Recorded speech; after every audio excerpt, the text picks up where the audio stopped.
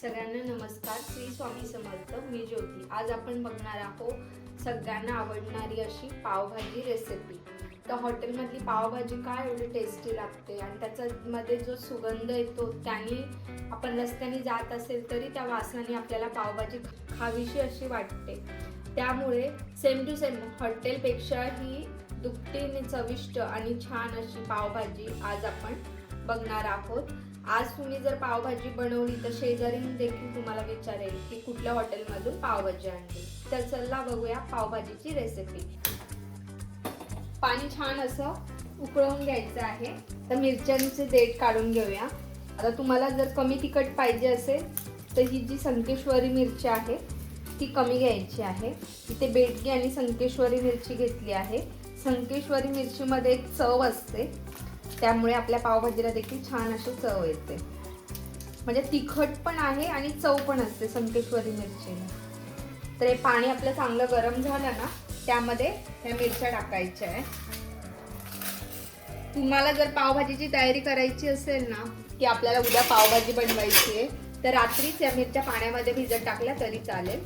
आता इथे मी व्हिडिओसाठी तुम्हाला प्रोसेस दाखवायची आहे म्हणून मी ह्या झटपट करून दाखवते आहे. तर एक कोमट पाण्यात आपण भिजत ठेवूया.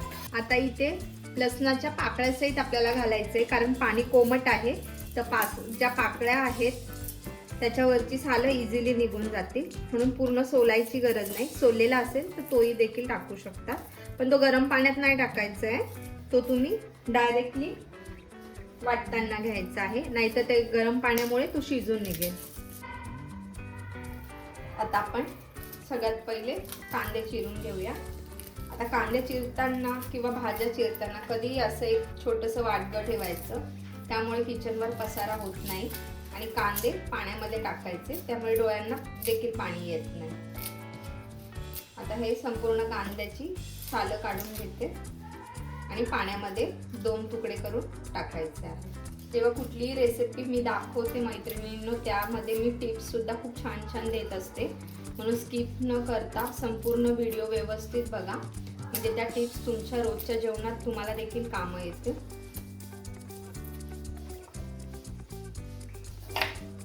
असे 2 तुकडे करून पाण्यामध्ये घालायचे.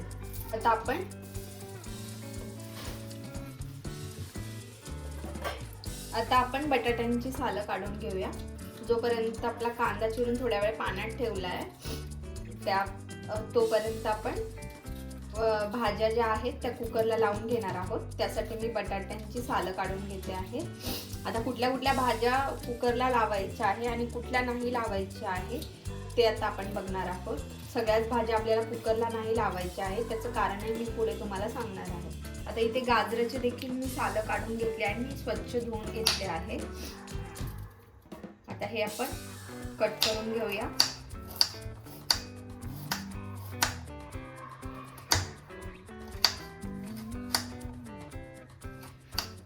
थोडे जाड मोठेच करायचं आहे, कारण ते कुकरला आपण शिजवणार आहोत म्हणून.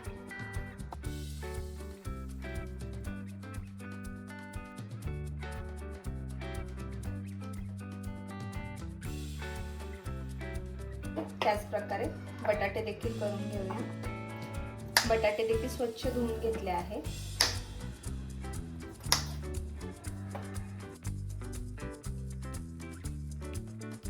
फ्लावर थोडा बारीक करून घेऊया.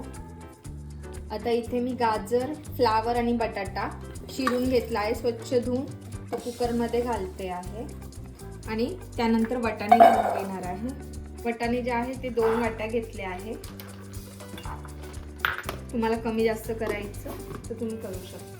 आता इथे वाटाणे स्वच्छ धुवून यात घालून घ्यायचे आहे. तर तुम्ही बघितलं का मी कुठल्या कुठल्या भाज्या घेतल्या. आता याच्यात आपण कोणती भाजी नाही टाकणार आहोत ती आहे शिमला मिरची.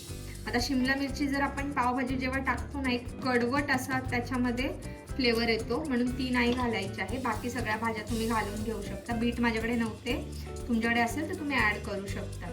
आता शिमला मिरचीचं पुढे काय करायचं ते देखील मी दाखवणार आहे.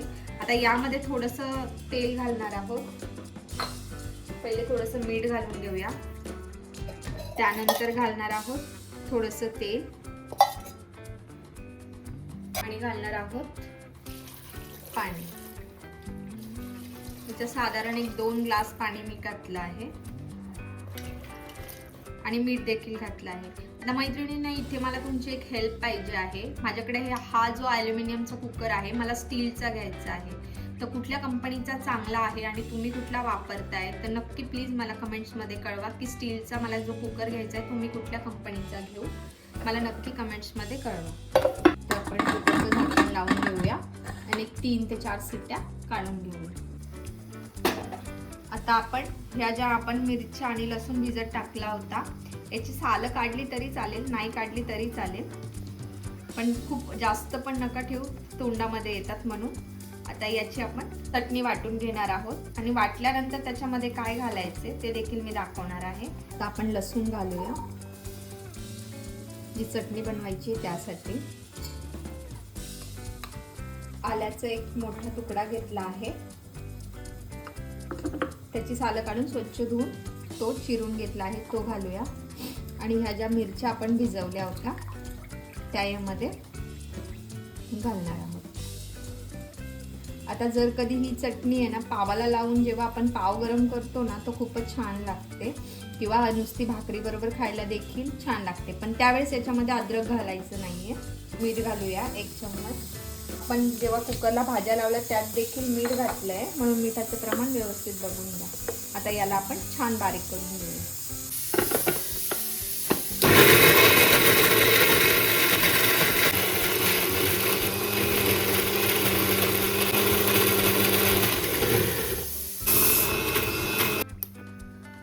आता चटणी आपली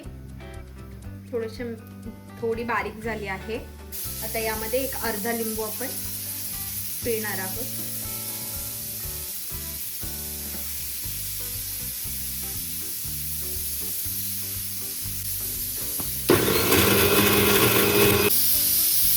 आता ही चटणी जवळजवळ फ्रीजमध्ये 15 ते 20 दिवस आरामात राहते. यावर थोडंसं तेल टाकून तोंडी लावायला घेतली तरी देखील छान लागते.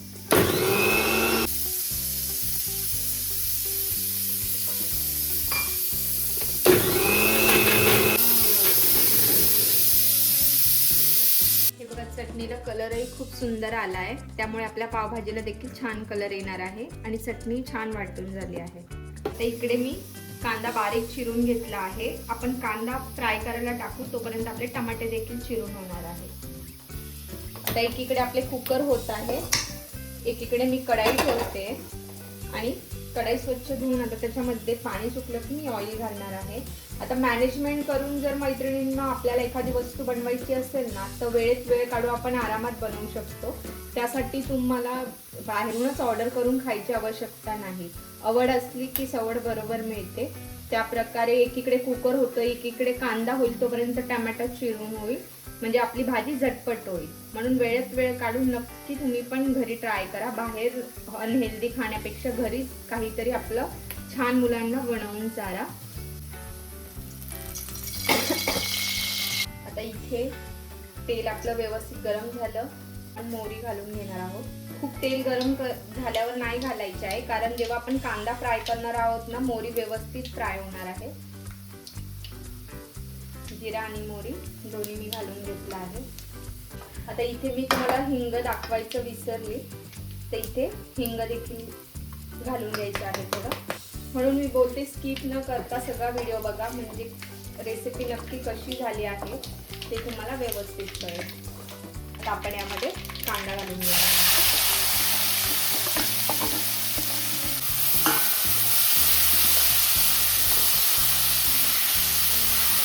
मला ना एका ताईची कमेंट्स आली होती की ताई ऑफिसला जाणाऱ्यांना हे सगळं पॉसिबल होत नाही, देवपूजा किंवा हे रेसिपीज वगैरे इतकं सगळं बनवायला पॉसिबल होत नाही. पण कसं असतं ना ताई, ज्याला ज्या गोष्टींची आवड असते ना तर त्या गोष्टीसाठी बरोबर वेळ काढला जातो.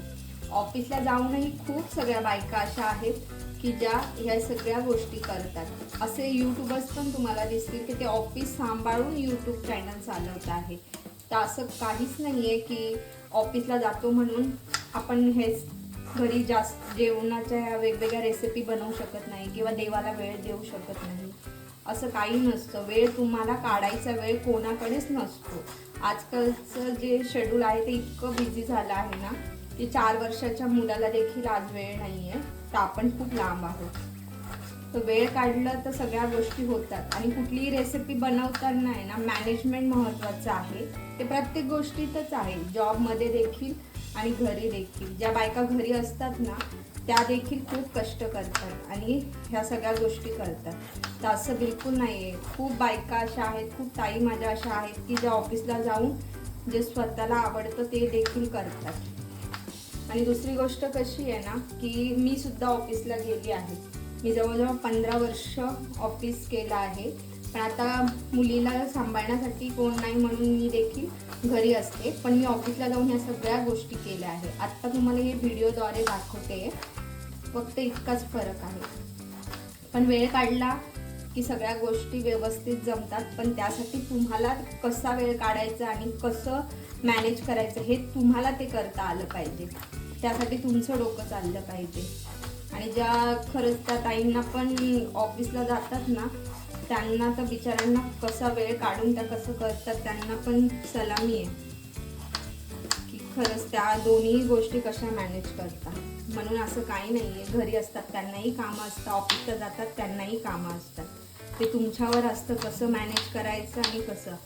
कारण देवाने जे बळ दिलं ना, ते फक्त बाईलाच दिले. पुरुष कधी घरी येऊन सगळी कामं करतो का? नाही, बाईच करू शकते ते. म्हणून असं काही नाही आहे. सगळेच आपल्या आपल्या परीने जसं जमेल तसं करायचा प्रयत्न करतात. फक्त उद्देश हाच आहे की बाहेरचं अनहेल्दी खाण्यापेक्षा घरी तुम्हाला नाही जमत रोज करायला, तर ॲटलिस्ट सॅटर्डे संडे तरी करत जा. एकीकडे आपला कांदाही होतोय, कुकरही आता थंड होते आणि टॅमॅटोही चिरून झाला आहे. आता थोडासा अजून लालसर जेव्हा कांदा होईल ना, यात आपण चिरलेली शिमला मिरची टाकणार आहोत.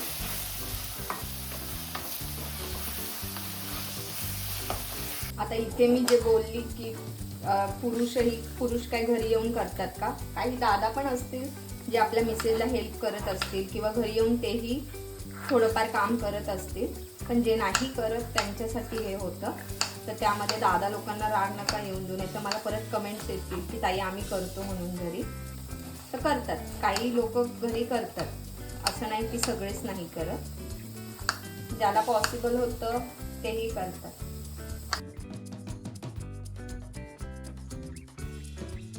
आता आपला हा कांदा लालसर झाला आहे. इथे आपण शिमला मिरची घालून घेऊया आणि शिमला मिरचीला देखील छान लालसर करून घेऊया.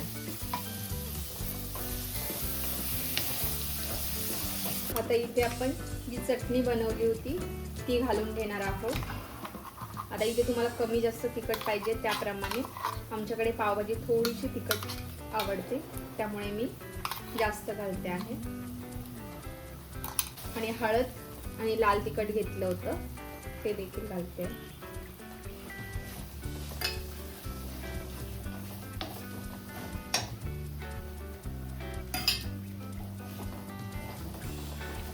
आता यात आपले टॅमॅटो पण येणार आहे. टॅमॅटोमुळे काय होईल ना, शिमला मिरची अजून थोडीशी नरम व्हायला मदत होईल. ती अजून छान शिजेल, तर ती व्यवस्थित शिजल्या जाईल टॅमॅटोमुळे. कलर बघा आत्ताच किती सुंदर आला आहे, कारण आपण यात बेटगी मिरची घातली आहे म्हणून. चटणी टाकल्या पावभाजीचा जो सुगंध आहे तो पूर्ण किचनमध्ये छान असा दरवळतो आहे. पूर्ण पावभाजी जेव्हा होईल तेव्हा तो खूपच सुंदर लागेल. आता यामध्ये टॅमॅटो घालून घ्यायचा आहे आणि टॅमॅटो छान नरम होऊन द्यायचा आहे. छान असा आपला टॅमॅटो, शिमला मिरची आणि कांदा व्यवस्थित मिळून आला आहे.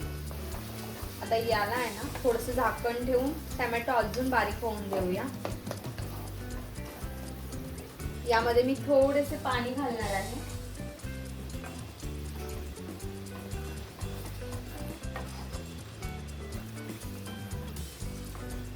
थोडंसं पाणी घालून घेतलं आहे.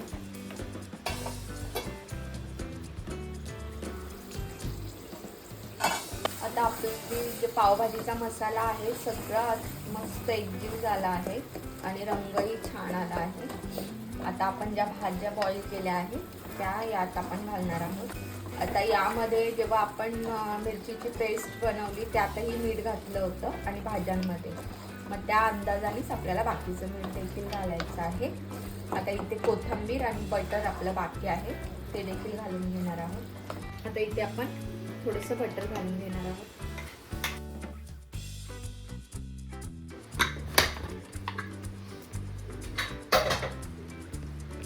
हे बघा, भाज्याही आपल्या छान मस्त शिजल्या आहेत.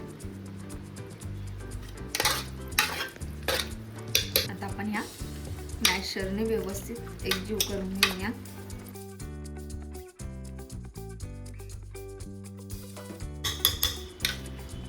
आता आपण भाज्या घालून घेणार आहोत.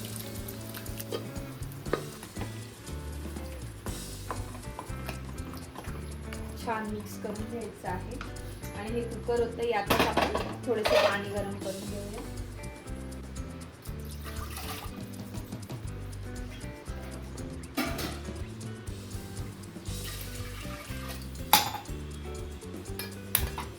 अगोदर पण आपण मीठ घातलंय, त्यामुळे मी थोडंसंच मीठ घालते.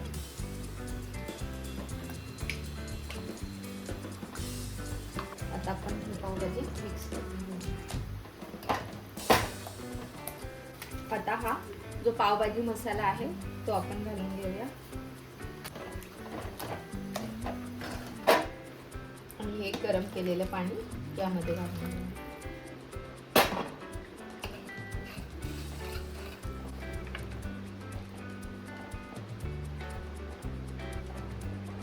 आता इकडे आपली पावभाजी तयार आहे. आता आपण पावभाजी सोबत जे पाव आहे ते गरम करून घेऊया. पावभाजीची खरी जी मज्जा असते ना, तुम्ही पाव कसे गरम करता त्यावर असतं. आता तव्यावर डायरेक्ट बटर नाही टाकायचं, थोडंसं ऑइल टाकायचं. डायरेक्ट जर बटर टाकलं ना तर त्याचा खूप धूर होतं आणि अर्ध्याच्या वर बटर उडून जातं. आता इथे थोडंसं तेल घेतलं आहे आणि पाव हे अगदी मस्त फ्रेश आणायचे. आता आपण यात बटर घालून घेणार आहोत.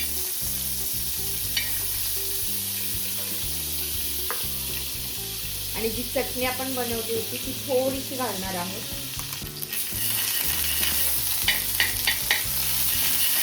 यावर थोडीशी कोथिंबीर टाकायची. हे ना थोडासा पावभाजी मसाला टाकायचा आणि जे पाव आहेत ते व्यवस्थित कट करून फक्त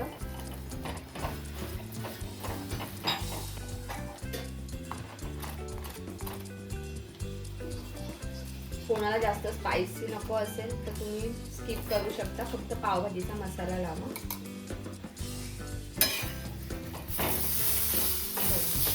असे पाव गरम करायचे म्हणजे पावभाजीची चव दुपटीने वाढते.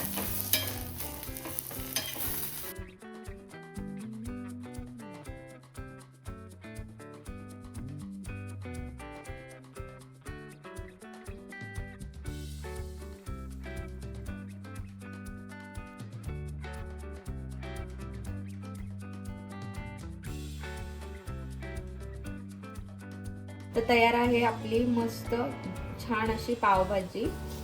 तर तयार आहे आपली पावभाजी. बघा किती सुंदर रंग आला आहे आणि पाव देखील बघा किती छान झाले आहेत.